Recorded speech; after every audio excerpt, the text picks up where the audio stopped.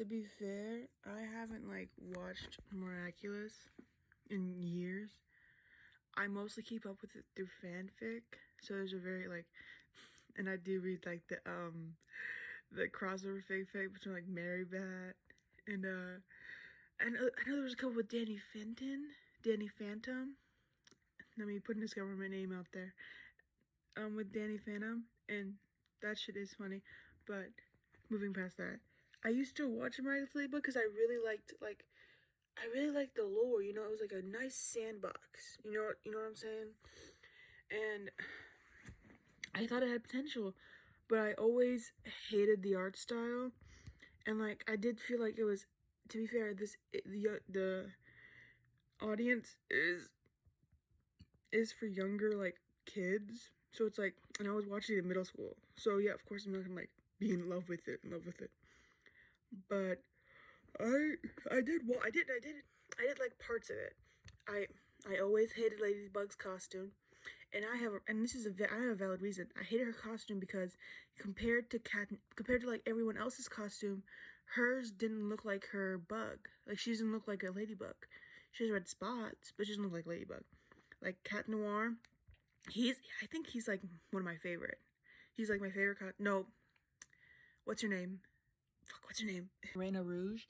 I love Rena Rouge's. I love Alia Caesar's Rena Rouge. I think the others, nasty gimmicks. Or nasty copycats. And then I guess to be fair, Vaperion's also is just really like a bodysuit. I like his coloring more. But yeah, Vaperion's, Cat Noir's, Carapace. I love Carapaces. I love like how the shield doubles as a fucking turtleback, and how like he has a hood. I love when they have hoods. I love that. Give me more hoods. And but most of them, I guess to be fair to Marinette, most of them are like goofy. Like how come Queen Bee's, hers was good too. I loved her hair, and I loved her wings. The other ones, not even worth mentioning. Let's be real with ourselves. And then like another problem. So beautiful gowns, but I was wait, what am I doing? There's like my problems. There's no consistency, which makes sense for the demographic the show ended up being made for. I know in like pre-production they wanted it to be like an older show, and they had like an anime, a 2D style, which I'm still bummed about because I would probably be way more, I don't know, would I be more forgiving? Or would I just be, well, you know, pretty privileged and all that. I probably would be a little more forgiving because it's like, oh, well, the art style is not, I love 2D stuff. And it's like, yeah, it's older kids. But also, I guess with the original premise, it would also, I think the problem is the creator, he just got like too into his feelings. And he forgot how to like, making a good story needs conflict. And Marinette loving a bad guy, and then her overcoming it and being like, oh, well, you're like really mean to me and I don't deserve that. That would have been great. That would have been, I guess that's probably not where the show would have gone though, with like his original vision. But you can tweak stuff in editing. But I'm getting off point. My thing is, there's no consistency. Like when Lila came around, she's my biggest problem. It's like these are all like Marinette's class is like filled with geniuses. So and Chloe. So how would all these people fall for it? And I think that also could have been a good thing. Like, oh, I would have loved it if Lila was like, if she really was going to be like the next big bad that they ended up making her being. Also, how did Hawkmoth win the final battle? Which is funny. I love that. I love that they made I love when the villain wins. How did they make Hawkmoth win when he got bodied for like, what, 5 years? 10 years? How long has Miraculous been going on? I guess canonically it's been like a year. But he's been getting bodied for 20 years. And you want to tell me he won? Dude, talk about saving it for the last quarter. Okay, yeah. Go back to Lila.